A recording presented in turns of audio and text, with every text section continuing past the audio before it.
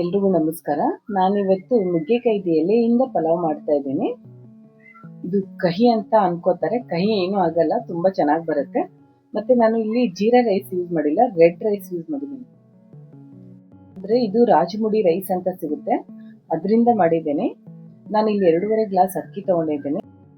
ಅಕ್ಕಿನ ತೊಳೆದ್ಬಿಟ್ಟು ಒಂದು ಅರ್ಧ ಗಂಟೆ ಈ ಅಕ್ಕಿನ ನೆನೆಸ್ತೀನಿ. ಅಂದ್ರೆ ಇದು ಅನ್ನ ಚೆನ್ನಾಗಿ ಬರುತ್ತೆ, ಮೆತ್ತಗಾಗುತ್ತೆ. ಇಲ್ಲಾಂದ್ರೆ ಸ್ವಲ್ಪ ಗಟ್ಟಿ ಗಟ್ಟಿ ಬರುತ್ತೆ. ಪಲಾವ್ಗೆ ನಾನು ಹಾಕೋ ತರಕಾರಿಗಳು ಅಂದ್ರೆ ಕ್ಯಾರೆಟು, ಬೀನ್ಸು, ಆಲೂಗಡ್ಡೆ, ಆಮೇಲೆ ಟೊಮೆಟೊ. ಎಕ್ಸ್ಟ್ರಾ ಅಂದ್ರೆ ಇದು ನುಗ್ಗೆ ಸೊಪ್ಪಿನ ಎಲೆನ ಚೆನ್ನಾಗಿ ಫ್ರೈ ಮಾಡ್ಬೇಕಷ್ಟೇ. ಮಿಕ್ಕಿರೋದೆಲ್ಲ ತರಕಾರಿ ಸೇಮೇ ಇರುತ್ತೆ. ಆಲೂಗಡ್ಡೆ ಹಾಕೋಬಹುದು, ಇಲ್ಲಾಂದ್ರೆ ಗೆಡ್ಡೆಕೋಸಿದ್ರೆ ಗೆಡ್ಡೆಕೋಸು ಹಾಕ್ಬೋದು, ಚೆನ್ನಾಗಿರುತ್ತೆ. ಸ್ವಲ್ಪ ಈರುಳ್ಳಿ ಸ್ವಲ್ಪ ದಪ್ಪಕ್ಕೇನೆ ಕಟ್ ಮಾಡ್ಕೋಬೇಕು, ಅಂದ್ರೆ ಚೆನ್ನಾಗಿರುತ್ತೆ. ನಾನಿಲ್ಲಿ ನುಗ್ಗೆ ಸೊಪ್ಪು ಸ್ವಲ್ಪ ಹಳೇದಿತ್ತು, ಅಂದ್ರೆ ತಂದು 2 ದಿನ ಆಗಿತ್ತು. ನನ್ಗೆ ಆಕ್ಚುಲಿ ನುಗ್ಗೆ ಸೊಪ್ಪಿನ ಪಲಾವ್ ಮಾಡ್ಬೇಕು ಅಂತ ತಲೆಯಲ್ಲಿ ಇರ್ಲೇ ಇಲ್ಲ. ಇದಕ್ಕೆ ಏನಾದ್ರೂ ಬರೀ ಪಲಾವ್ ಮಾಡ್ಬೇಕು ಅಂತ ಇತ್ತು. ಇದಕ್ಕೆ ಏನಾದ್ರೂ ಒಂದು ಎಕ್ಸ್ಟ್ರಾ ಹಾಕೋಣ, ಒಂದ್ ಸ್ವಲ್ಪ ಏನಾದ್ರೂ ಬೇರೆ ಚೇಂಜ್ ಮಾಡೋಣ ಅಂತ ಅನ್ಕೊಂಡು ಸುಮ್ನೆ ನುಗ್ಗೆ ಸೊಪ್ಪು ಕಾಣ್ತು ಅಂತ ಮಾಡ್ತಾ ಇದ್ದೀನಿ. ನಾನು ಫಸ್ಟ್ ಟೈಮ್ ಇದನ್ನ ಟ್ರೈ ಮಾಡಿರೋದು, ಆದ್ರೆ ತುಂಬಾ ಟೇಸ್ಟ್ ಆಗಿತ್ತು, ಚೆನ್ನಾಗಿತ್ತು. ತರಕಾರಿ ಎಲ್ಲ ಹಾಕಿ ಮಾಮೂಲಿ ಪಲಾವ್ ಮಾಡ್ಕೊಳ್ಳೋಣ ಅಂತಿತ್ತು. ನುಗ್ಗೆ ಸೊಪ್ಪು ಹಾಕಿರೋದ್ರಿಂದ ನಾನು ವಿಡಿಯೋ ಮಾಡಿದ್ದೀನಿ. ಆದ್ರೆ ತುಂಬಾ ಚೆನ್ನಾಗಿದೆ. ಯಾರಿಗಾದ್ರೂ ನುಗ್ಗೆ ಸೊಪ್ಪು ಪಲಾವ್ ಮಾಡ್ತೀನಿ ಅಂದ್ರೆ ಫ್ರೆಶ್ ಆಗಿರೋ ತಂದ್ಬಿಟ್ಟು ಇನ್ನೂ ಜಾಸ್ತಿ ಹಾಕಿ, ಅದು ನುಗ್ಗೆ ಸೊಪ್ಪು ಹಾಕಿದೀವಿ ಅಂತ ಗೊತ್ತೇ ಆಗಲ್ಲ, ಅಷ್ಟು ಚೆನ್ನಾಗಿರುತ್ತೆ. ಆಮೇಲೆ ರಾಜಮುಡಿ ಅಕ್ಕಿ ಯೂಸ್ ಮಾಡಿರೋದ್ರಿಂದ ಇನ್ನೂ ಹೆಲ್ದಿಯಾಗಿ ಇರುತ್ತೆ ಪಲಾವು. ತುಂಬಾ ಚೆನ್ನಾಗಾಗಿತ್ತು. ಒಂದ್ಸರಿ ಎಲ್ರು ಈ ತರ ಟ್ರೈ ಮಾಡಿ ನೋಡಿ, ತುಂಬಾ ಇಷ್ಟ ಪಡ್ತೀರಾ ಎಲ್ರು. ಒಂದೊಂದ್ಸರಿ ನಾನು ಸುಮ್ಮನೆ ಏನಾದ್ರೂ ಈ ತರ ಟ್ರೈ ಮಾಡ್ತಾ ಇರ್ತೀನಿ, ಏನಾದ್ರೂ ಒಂದು ಎಕ್ಸ್ಟ್ರಾ ಡಿಫ್ರೆಂಟ್ ಆಗಿರ್ಲಿ ಅಂತ ಮಾಡ್ತಾ ಇರ್ತೀನಿ. ಅದು ಚೆನ್ನಾಗಿ ಅನ್ಸಿದ್ರೆ ನಾನು ವಿಡಿಯೋಗಳನ್ನ ಅಪ್ಲೋಡ್ ಮಾಡ್ತಾ ಇರ್ತೀನಿ. ಇದಂತೂ ತುಂಬಾ ಚೆನ್ನಾಗಿತ್ತು, ಆಮೇಲೆ ತುಂಬಾ ಹೆಲ್ದಿಯಾಗಿ ಅನಿಸ್ತು ನನಗೆ ಈ ಪಲಾವು.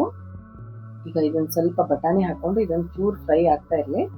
ನಾನು ಮಸಾಲೆಗೆ ರುಬ್ಕೊಳಕ್ ಏನೇನು ಹಾಕೋತಾ ಇದೀನಿ ಹೇಳ್ತಾ ಇದ್ದೀನಿ. ಈರುಳ್ಳಿ, ಸ್ವಲ್ಪ ಬೆಳ್ಳುಳ್ಳಿ, ಹಸಿ ಶುಂಠಿ, ಕರಿಬೇವಿನ ಸೊಪ್ಪು,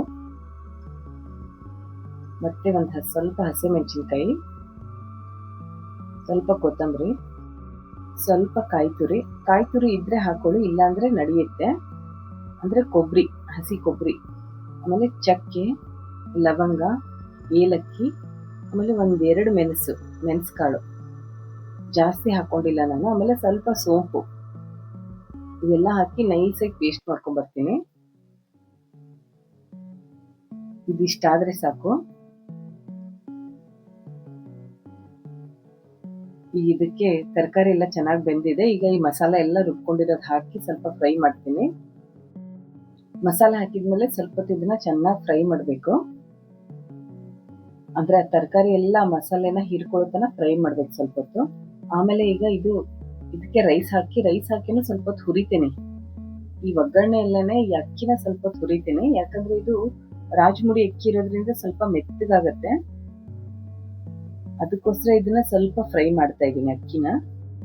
ನಾನು ಸ್ವಲ್ಪ ಅನ್ನನ ಮೆತ್ತಗೆ ಮಾಡ್ಕೋತೀನಿ, ಆದ್ರೂ ಅದು ಒಂದಕ್ಕೊಂದು ಅಂಟ್ಕೋಬಾರ್ದು ಕಾಳು ಅಂತ ಸ್ವಲ್ಪ ಹುರ್ಕೋತಾ ಇದ್ದೀನಿ ಅಷ್ಟೇ.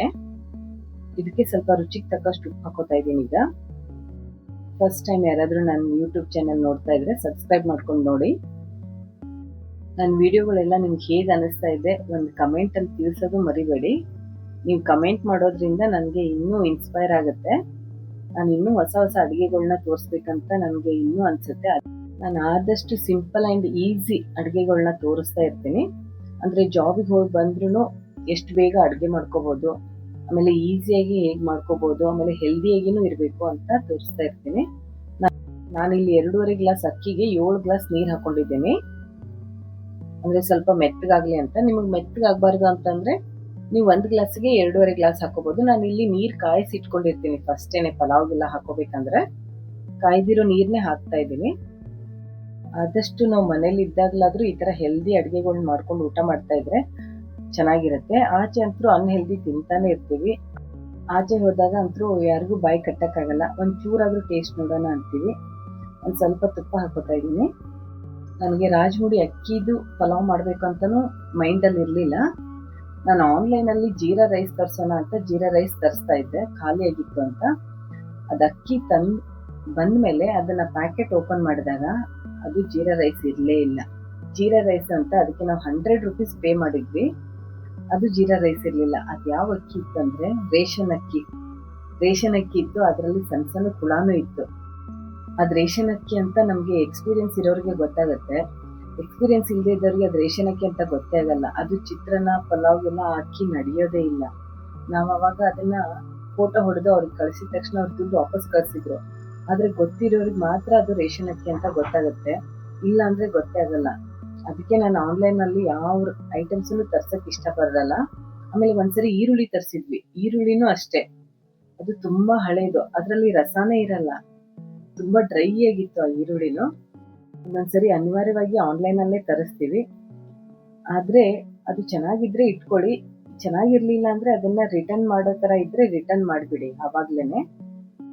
ಇದೊಂದು ಸುಮ್ನೆ ಎಲ್ರಿಗೂ ಇನ್ಫಾರ್ಮೇಶನ್ ಇರ್ಲಿ ಅಂತ ಒಂದು ಇನ್ಫಾರ್ಮೇಶನ್ ಕೊಟ್ಟಿದ್ದೇನೆ ಅಷ್ಟೇ. ಈಗ ಪಲಾವ್ ಫುಲ್ ರೆಡಿ ಆಯ್ತು ನೋಡಿ, ಎಷ್ಟು ಚೆನ್ನಾಗಿ ಬಂದಿದೆ, ತುಂಬಾ ಚೆನ್ನಾಗಿ ಬಂದಿದೆ. ಟೇಸ್ಟ್ ಸಖತ್ತಾಗಿತ್ತು. ರೆಡ್ ರೈಸ್ ಅಂತ ಅನ್ಸೋದೇ ಇಲ್ಲ, ಅಷ್ಟು ಚೆನ್ನಾಗಿದೆ. ನುಗ್ಗೆ ಸೊಪ್ಪು ಮತ್ತೆ ರೆಡ್ ರೈಸ್ ಎರಡು ಕಾಂಬಿನೇಷನ್ ತುಂಬಾ ಚೆನ್ನಾಗಿತ್ತು. ಟೇಸ್ಟ್ ಅಂತೂ ಎಕ್ಸಲೆಂಟ್. ಒಂದ್ಸರಿ ಟ್ರೈ ಮಾಡಿ. ಶುಗರ್ನವ್ರಂತೂ ಧಾರಾಳವಾಗಿ ಇದನ್ನ ಊಟ ಮಾಡ್ಬೋದು, ಅಷ್ಟು ಚೆನ್ನಾಗಿದೆ ರೈಸ್. ಒಂದ್ಸರಿ ಟ್ರೈ ಮಾಡಿ. ಈ ವಿಡಿಯೋ ಇಷ್ಟ ಆದ್ರೆ ಲೈಕ್ ಮಾಡಿ, ಶೇರ್ ಮಾಡಿ, ಸಬ್ಸ್ಕ್ರೈಬ್ ಮಾಡಿ. ಸಬ್ಸ್ಕ್ರೈಬ್ ಆದ್ಮೇಲೆ ಬೆಲ್ ಬಟನ್ ಪ್ರೆಸ್ ಮಾಡೋದನ್ನ ಮರಿಬೇಡಿ. ಒಂದು ಕಮೆಂಟ್ ಮಾಡೋದನ್ನ ಮರಿಬೇಡಿ. Thank you.